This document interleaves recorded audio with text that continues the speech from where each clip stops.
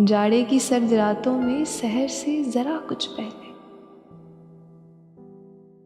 एक लू चली थी शहर की जानिब। पहाड़ों के दामन से ठठरते पानियों में अंगड़ाई लेती हुई और बर्फीले मुजस्मों के खोलते सीनों से मह परवर होती हुई,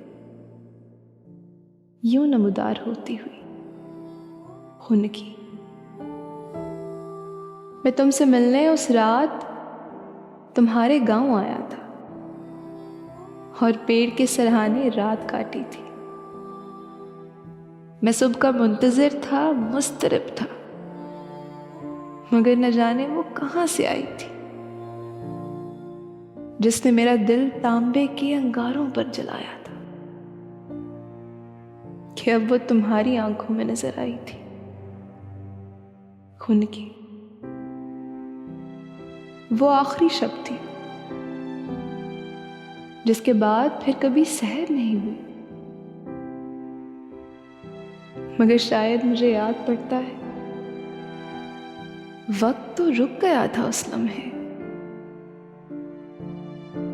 तुमने मुझे पहचानते ही जब चेहरा मोड़ लिया था अपना, दिल तोड़ लिया था अपना, कितनी गर्मजोशी से जज्बात और एहसासात को ठंडा कर गई